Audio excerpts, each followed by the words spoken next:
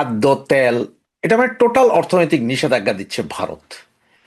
এই জিনিসটা যাওয়ার আগে আপনাদেরকে দুইটা বিষয় একটু আলোচনা করি। সেটা হচ্ছে, আজকে আপনারা দেখলেন যে মার্কিন সরকার তারা বলেছে যে বাংলাদেশের খনিজ সম্পদ বা বাংলাদেশের যেসব সম্পদ সাগর গর্ভে বা ভূমিতে আছে এগুলো উত্তোলনের ব্যাপারে মার্কিন সরকারের সাথে চুক্তি নাকি একদম খুব ওয়েল অ্যান্ড গুড চুক্তি হয়েছে। তো এটা আপনি বলার কে স্যার? আপনি তো বলার দরকার নেই। ওয়েল অ্যান্ড গুড হয়েছে কি হয় নাই সেটা নির্ধারণ করবে বাংলাদেশের জনগণ। বাংলাদেশের জনগণ নির্ধারণ করবে যে চুক্তিটা বৈধ না অবৈধ, এবং কোন সরকারে করেছে। এটা কি বৈধ সরকার করেছে না অবৈধ সরকার করেছে, সেটা বাংলাদেশ বলবো। আপনি একবারই বলার দরকার কি? তার মানে ডাল মে কুছ কালা হ্যায়, তাই নয় কি ভাইরা? দ্বিতীয় কথা, আমরা হয়তো এই যে নির্বাচন, এই বাংলাদেশের প্রতিদিন লাশ পড়ছে, নদী নালাতে লাশ পাওয়া যাচ্ছে, এগুলোর চিন্তা করতে করতে একটা জিনিস আমরা সকলেরই না, কিছু কিছু ভাই বোনেরা হয়তো চোখ এড়িয়ে গেছে, সেটা হচ্ছে যে গুম কমিশন। এতদিন আমরা শুনতাম যে লক্ষ লক্ষ লোক গুম হয়ে গেছে। সেই গুম কমিশনের রিপোর্ট পেশ করেছে আজ থেকে 4-5 দিন আগে। ওই যে মহিলা একজন আছে, উনি সব পেশ করলো। ওখানে আবার পত্রিকাতে বড় বড় করে আসছে যে 1,500 লোক গুম হয়েছে, সেটার রিপোর্ট। এবং সেখানে সর্বশেষ আপনি যদি পুরো নিউজটা পড়েন, সেখানে যে দেখবেন যে ওনারা 1,500 লোক গুম হয়েছে বলার পরে 287 জন অরিজিনালি গুম হয়েছে বলে ওনার রিপোর্ট পেশ করেছেন। 287 জনকে পাওয়া যাচ্ছে না গত 16 বছরে। আচ্ছা ঠিক আছে, ওয়েল অ্যান্ড গুড, আমি ধরলাম। তো 287 জন যদি হয়, 300 জনই ধরলাম, বাকি 1200 জন কোথায়? এবং গুম কমিশনের এই রিপোর্টের মধ্যে প্রথম যেমন একজন গুম, সেটা হচ্ছে যে আপনার শিলং থেকে আসা আমাদের বিএনপির সালাউদ্দিন সাহেবের কথা। কেন? সালাউদ্দিন সাহেবের তো হাজার হাজার ছবি দেখছি আমরা। উনি ভারতের শিলংয়ে ইস্ত্রি করা প্যান্ট শার্ট লুঙ্গি পরে, সাদা কাপড় পরে উনি ইন্টারভিউ দিচ্ছেন, উনি ঘুরে বেড়াচ্ছেন, উনি বিড়ি সিগারেট খাচ্ছেন, উনি পান বিড়ি চাবাইতেছেন বিশাল বাসায়। তাই উনি গুম হইলেন কোথায়? এ আজমি হেবেটা গুম হইল কোথায়?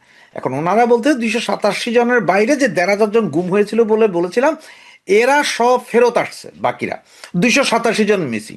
287 জন মিসিং, এই 287 জন মিসিং এর মধ্যে কে কে আছে, কে কে? এখন ওনাদের কাছে যে রিপোর্ট, ওনারা যে রিপোর্ট পেশ করেছেন, তাতে আপনার এখানে প্রায় 200 জনের, 287 জনের 200 জনের নাম ঠিকানা যা উল্লেখ করা হয়েছে, এদের মধ্যে দেখা গেছে কেউ হয়তো ময়মনসিংহ শহরে রিক্সা চালাইতেন, উনি হারিয়ে গেছেন। কেউ হয়তো রাজশাহী, খুলনা, বরিশাল থেকে এসে ঢাকায় রিক্সা চালাইতেন বা ট্যাক্সি চালাইতেন, ওনার কোনো খোঁজ নেই। তো এটা পথেঘাটে রাস্তায় অ্যাক্সিডেন্ট করে মারা যাইতে পারে। আবার কারো কারো ছেলে নাকি বিদেশ যাওয়ার নাম করে কোথায় গেছে আর ফিরে আসে নাই। এটা কি গুম? এখন তো দেখা যাচ্ছে অনেক ছেলে পেলে বাংলাদেশ থেকে জিহাদি হওয়ার জন্য সিরিয়া, আফগানিস্তান এবং পাকিস্তানে পাঠানো হচ্ছে। পাকিস্তানে এই যে কয়দিন আগে দেখলেন বাংলাদেশি যুবক নিহত, উনিও গুম, উনিও নাকি গুম। তো ওনারা গুম করে কে পাঠাইছে? তো এ হচ্ছে গুম কমিশনের রিপোর্ট। মানে ওই যে লক্ষ লক্ষ গুম হয়েছে বলে আগে একটা প্রভাকাণ্ডা চালাইছে, এখন আইসা আর ওনারা সেইটা তো আর কাহিনী করতে পারতেছে না। সে মায়ের ডাক, চায়ের ডাক, এরা সব ভাইগে গেছে। এখন আছে এই মহিলা সহ 8-10 জন ফরমায়েশি গুম কমিশন, যে 287 জন 15 বছরে গুম হয়েছে, কিন্তু তার মধ্যে কোনো একজন স্পেসিফিক, কোনো একজন অতীব গুরুত্বপূর্ণ বাংলাদেশি কোনো লোক নাই। মানে যার দ্বারা দেশের ক্ষতি হতে পারে, রাষ্ট্রের ক্ষতি হতে পারে, বা সরকারের ক্ষতি হতে পারে, সরকারের বেটারে গুম করলে টিকা যেতে, এরকম কোনো লোকের নাম নাই। সব আছে এই সে আগরম বাগরম। মানে আপনার বাসার কাজের বেটি আপনার লগে ঝগড়া করে চলে গেছে, এটাও গুম, রিপোর্টিং গুম। তো এইরকম তো আপনার এই যে আপনার আমেরিকা, ইংল্যান্ড, ইউরোপে প্রতি বছর এরকম 1,00,000-2,00,000 লোক নিরুদ্দেশ বইলা রিপোর্ট হয়। পরবর্তী দেখা যায় হয়তো একটা 50% ফেরত আসছে, 50% ফেরত আসেনি। তাহলে কি এটা গুম? যেগুলো হচ্ছে ফরমেশন, এটা আমরা আমাদের অনেক ভাইরা হয়তো চোখে এড়িয়ে গেছে যে গুম কমিশন কি করছেন। যেখানে বলেছে যে লাখ লাখ, পরে বললেন যে 1,500 নিউজ উঠছে কিন্তু 1,500 গুম হয়েছে, কিন্তু সেখানে দেখানো হচ্ছে যে সব ফেরত আসার পরে 267 জন এখনো গুম আছেন। কোথায় আছেন কেউ জানে না। তো এটা তো লিবিয়া দিয়া ইউরোপ পাচার হইতে যায় মারা গেছে বাঙালি, আছে না? আফগানিস্তান, সিরিয়া, পাকিস্তানে যায় যুদ্ধ করতে গেছে, আছে, এরকমই তো আছে। এছাড়া আর কি।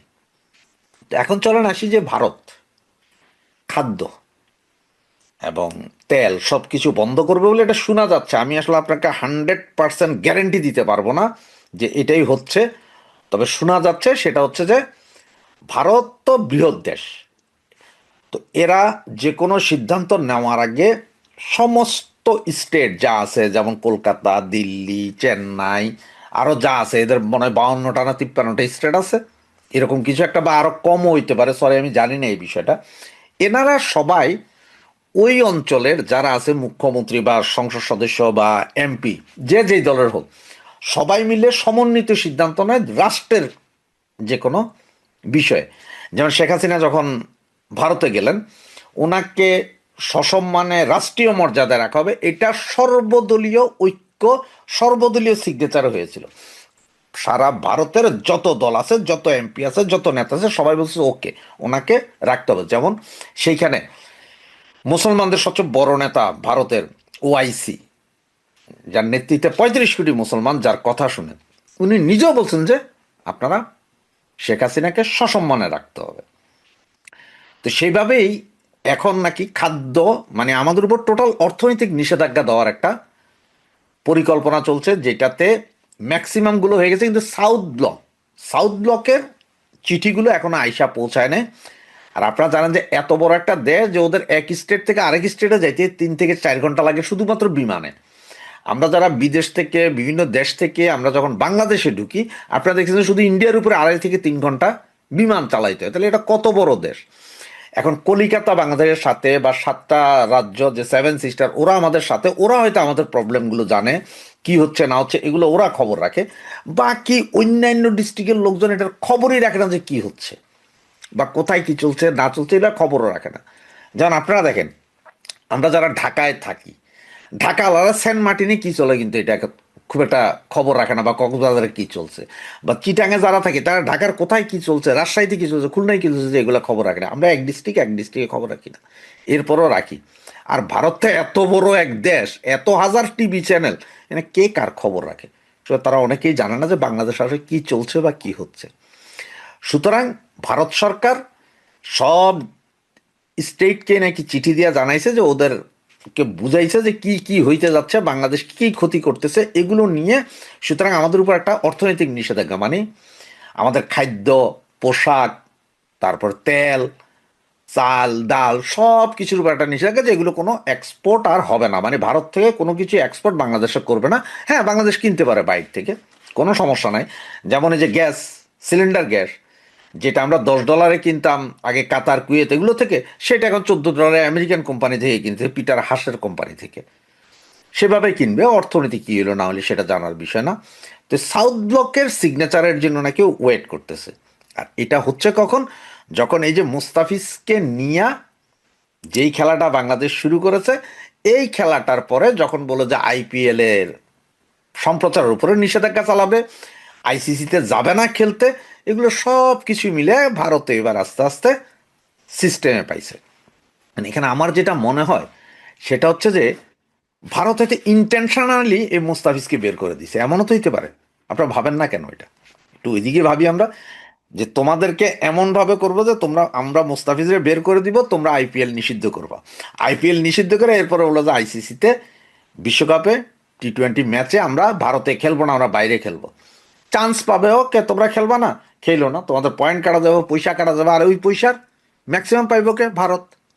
তার কারণ কি আমি বলি, আপনি যখন এই পয়সাটা তো দেয় আইসিসি, আপনি যখন ওখানে স্টেডিয়ামে খেলবেন সেটার একটা খরচ আছে, হোটেলে থাকবেন, খাইবেন, নিরাপত্তা, বাস, অমুক তমুক সব কিছু তো ইনভেস্ট করবে ICC, international cricket council board. তারা তারা আবার পে করবে এটা ভারত সরকারকে। ভারত সরকার সেখান থেকে ট্যাক্স ম্যাক্স অমুক, তো এটা তো ভারতের লাভ, কারণ ভারত তো ডলারে পাবে পয়সাটা, তাহলে ভারতের লাভ। তাহলে ভারত হয়তো আপনাদের ইন্টেনশন হচ্ছে যাইয়েন না, তা আপনারা যাইয়েন না, আপনাদের রুম টুম সব খালি থাকবে, আপনাদের কিচ্ছু করার দরকার নেই, উল্টা পয়সাটা পেয়ে গেলাম, সেইটা সেটা হইতে পারে। এবং এগুলা কইরা একটা অর্থনৈতিক অবরোধ আপনাদের দিতে আর সম্পর্ক নাই, যেমন পাকিস্তানের সাথে করছে, সেম হইতে পারে না? সেরকমই সম্ভবত চলছে। সব কিছু সোজা না ভেবে একটু ঘুরেও ভাবি, যে কোথায় কি হচ্ছে। বাংলাদেশ হয়তো এই মুস্তাফিজরে পাঠাই না নেওয়ার কারণে বাংলাদেশ ভারতের ওই চাণক্য চালে পা দিয়েছে হয়তো, সেই পা দিয়ে হয়তো এখন বাংলাদেশ ক্রিকেট বোর্ডও ধ্বংস হচ্ছে। আর এদিকে আপনারা সবাই জানেন যে খলিলুর রহমানকে আমেরিকা ডাকছে, এটা নিয়ে আসলে খুব একটা টেনশন নেই, আমেরিকায় আমাদের নির্বাচন ফির্বাচনের জন্য ডাকে নাই। এমনও হইতে পারে কি জানেন, যে নির্বাচনে জামাত এনসিপিরে 70% সিট দিয়া ইনুস গভর্নমেন্ট জিতাই দিবে, বিএনপিরে কলা ধরাই দিবে, সেটাও হইতে পারে। আবার বিএনপি এককভাবেও ক্ষমতায় আসতে পারে, ইলেকশন হবে। তবে আমেরিকার টেনশন হচ্ছে যে ভাই চায়নার কোনো মাল কিনো না, এটা কিনবা আমরা আছি, এবার তুমি এটা ঘুরে এবার যে দেশ থেকে কিনবা কিনো, পাকিস্তান থেকে কিনো, টার্কি থেকে কিনো, আর যেখান থেকে কিনবা কিনো। এগুলো হচ্ছে মূল কাহিনী। নির্বাচন হবে কি হবে না এই অনিশ্চয়তা যেমন আছে, তেমন নির্বাচন কি আওয়ামী লীগকে বাদ দিয়ে হবে নাকি ইনক্লুসিভ হবে, সেই আলোচনা এবং সেটা নিয়ে পদ্মার অন্তরালে কিন্তু এখনো অনেক কাজ চলছে। সুতরাং এই মুহূর্তে নিশ্চিত করে কিছু বলা যাচ্ছে না। এই অবস্থায় আপনারা নিশ্চয়ই খেয়াল করেছেন যে সারা বাংলাদেশ, সেনাবাহিনী বলেন, প্রশাসন বলেন, আইন শৃঙ্খলা বাহিনী বলেন, সব যেন একেবারে তারেক রহমানের দিকে হুমড়ি খেয়ে পড়ছে। এবং শুধুমাত্র বাংলাদেশের প্রশাসন বা বাংলাদেশ নয়, বাংলাদেশে যারা রয়েছেন বিভিন্ন বিদেশি দূতাবাসের কর্মকর্তারা কিংবা ইউরোপিয়ান ইউনিয়নের যারা রয়েছেন, তারাও একেবারে তারেক রহমানের দিকে ছুটে চলেছেন। তারই ধারাবাহিকতায় গতকাল দেখলাম যে ইউরোপীয় ইউনিয়নের একটি প্রতিনিধি দল জনাব তারেক রহমানের সাথে তার কার্যালয়ে দেখা করেছে, এবং সেখানে তাদের মধ্যে যে আলোচনা হয়েছে তার মধ্যে একটি গুরুত্বপূর্ণ আলোচনা হলো যে ইউরোপীয় ইউনিয়নের পক্ষ থেকে বলা হয়েছে যে নির্বাচনটি বাংলাদেশে 12ই ফেব্রুয়ারি হচ্ছে, সেটি যেভাবে একটা বড় স্টেক হোল্ডার, বড় দল আওয়ামী লীগকে বাদ দিয়ে করা হচ্ছে, তাতে এই নির্বাচনটি সর্বমহলে একদিকে যেমন গ্রহণযোগ্য হবে না, তেমন এটি বিতর্কিত হবে, এবং এই নির্বাচনের মধ্য দিয়ে যারা নির্বাচিত হবে তারাও বিভিন্ন প্রতিকূলতার মুখোমুখি হবে বলেই তারা মনে করেন। তো এই এই প্রেক্ষিতে জনাব তারেক রহমান বলেছেন যে তার দল, তার মা এবং তিনি দীর্ঘকাল ধরে একটি সুষ্ঠু নির্বাচন এবং একটি ইনক্লুসিভ নির্বাচনের জন্য আন্দোলন করেছেন। সুতরাং তারাও চায় যে বাংলাদেশে একটি ইনক্লুসিভ ইলেকশন হোক। এই 12ই ফেব্রুয়ারিতে আওয়ামী লীগ এবং কয়েকটি দলকে বাদ দিয়ে যে নির্বাচন হচ্ছে সেটি তারা আসলে চায় না, কিন্তু এ ব্যাপারে তাদের কিছু করার নেই, কারণ এই নির্বাচন আয়োজন করছে ডক্টর ইউনূস সরকার, এবং ডক্টর ইউনূস সরকার আপনারা জানেন যে কোনো অবস্থাতেই আওয়ামী লীগকে নির্বাচনে জায়গা দিতে রাজি না। তিনি তাকে যেই বলে টেকনিক্যাল সমস্যা আছে, এবং তিনি আসলে খুব ভয় পান যদি আওয়ামী লীগ নির্বাচনে অংশগ্রহণ করে এবং নির্বাচনী ফলাফল যদি কোনো ক্রমে আওয়ামী লীগের দিকে যায়, তাহলে তার জান নিয়ে পালানোই মুশকিল হয়ে যাবে, এরকম একটা ভীতি তার মধ্যে কাজ করে। যাই হোক, যেটা শুরুতেই বললাম যে নির্বাচন হবে কি হবে না, ইনক্লুসিভ হবে কিনা, এটার জন্য আমাদের আরো অপেক্ষা করতে হবে, এই মাসটা অপেক্ষা করতেই হবে, অন্তত 20 তারিখ পর্যন্ত তো অপেক্ষা করতেই হবে। তো এই অবস্থায় আমরা যেটা দেখছি যে প্রশাসন বা সবাই তারেক রহমানের সামনে ঝুঁকে পড়ছে, তারেক রহমানের সামনে হাজিরা দিচ্ছে, এটা যেমন সত্যি, তেমনি যে নির্বাচনটি 12ই ফেব্রুয়ারি আয়োজনের চেষ্টা করা হচ্ছে, সেই নির্বাচনের বিভিন্ন পর্যায়ে এত এত অনিয়ম হচ্ছে যে এই নির্বাচনটি আর গ্রহণযোগ্যতার পর্যায়ে নেই, মানে গ্রহণযোগ্যতার ওই বিবেচনায় এই নির্বাচন থাকবে না। বিএনপির 30 জন প্রার্থী ঋণ খেলাপি, অথচ এই ঋণ খেলাপির জন্য কারো মনোনয়ন বাতিল হয়নি একদম, মানে আপনারা, অথচ জাতীয় পার্টির একের পর এক প্রার্থীর মনোনয়ন বাতিল হচ্ছে। একজন প্রার্থীর নাকি 2 মাসের কি একটা ইলেকট্রিক বিল নাকি বাকি, তার মনোনয়ন বাতিল করে দিয়েছে। তো যদি আইন অনুযায়ী জাতীয় পার্টির প্রার্থীর মনোনয়ন বাতিল করা যায়, তাহলে বিএনপির 30 জন স্বীকৃত ঘোষিত ঋণ খেলাপির মনোনয়ন কেন বাতিল করা হবে না, এটি নিয়ে প্রশ্ন উঠেছে। আরো সমস্যা হলো যে বিএনপির অনেক ক্যান্ডিডেটই দ্বৈত নাগরিকত্বের অধিকারী। তো বাংলাদেশের সংবিধানের 66 ধারার 2 গ অনুচ্ছেদে খুব স্পষ্ট করে বলা আছে যে দ্বৈত নাগরিকত্বের অধিকারী যারা, তারা এমপি ইলেকশন করতে পারবে না।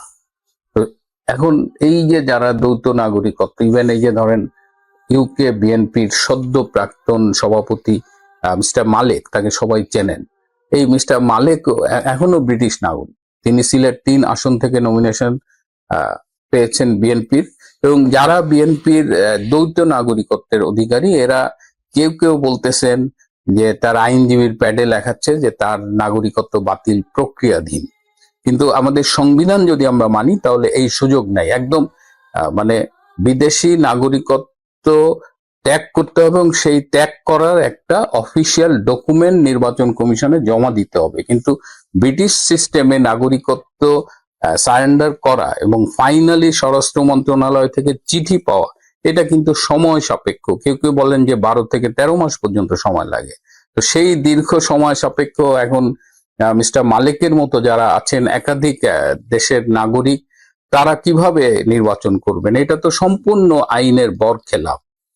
এবং দেখা গেল যে নির্বাচনে হেরে গেলেন, তখন আবার ওই অ্যাপ্লিকেশন উইথড্র করে নিলেন। তো এইটা তো হয় না। এবং নির্বাচন এখন মানে পুরা জোর যার মুল্লুক তার, যা ইচ্ছা তাই অবস্থায় একটা নির্বাচন হচ্ছে। আপনারা দেখছেন স্বতন্ত্র প্রার্থীদের উপরে স্টিম রোলার চালানো হচ্ছে। আমি একটা ছোট্ট ভিডিও দেখাই, দেখেন এই লোকটাকে কিভাবে অপমান করে বের করে দেওয়া হচ্ছে।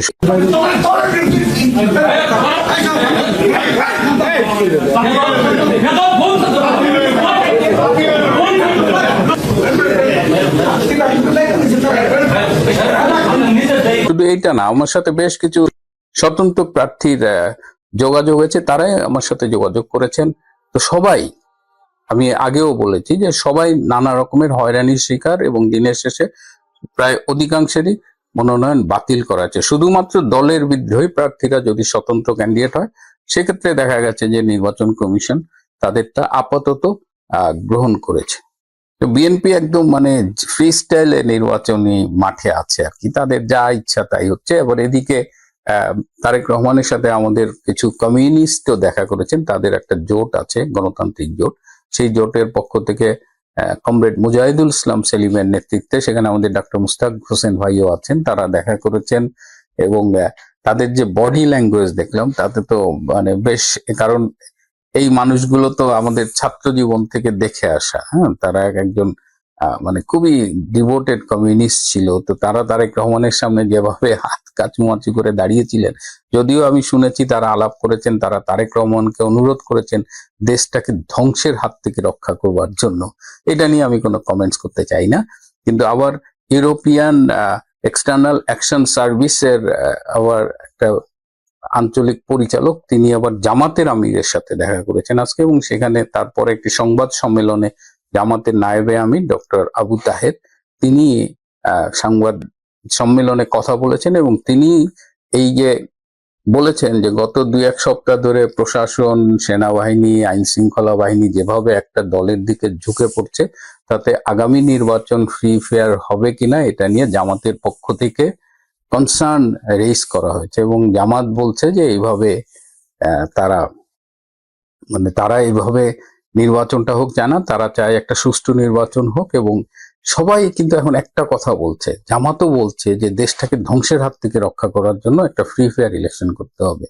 আওয়ামী লীগের খবর নাই, আপনি 50% অফ দ্য ভোটার্সকে বাইরে রেখে আপনি একটা ইনক্লুসিভ ইলেকশন করছেন না, তাতেই তো দেশের গণতন্ত্রের বাইন মারা। এখন আবার আপনারাই বলতেছেন যেহেতু জামাত একদম ক্ষমতায় চলে এসেছিল, ঠিক সেই মুহূর্তে এখানে বিএনপির হঠাৎ করে পাশার দান উল্টে গেছে, সবকিছু বিএনপির দিকে ঝুঁকে গেছে, জামাতের মাথায় বাড়ি। তো সেটা আজকে ডক্টর তাহের যেভাবে কথা বললেন, হ্যাঁ, মানে জামাত অনেক অ্যাগ্রেসিভ, এবং জামাত ভবিষ্যতে কি করবে মানে এই মাসের মধ্যে, সামনের দিনগুলোতে, এটা নিয়ে আমাদের একটু নজর রাখতে হবে। আমি জামাতের বর্তমান অবস্থা নিয়ে পরবর্তীতে একটা এপিসোড করব।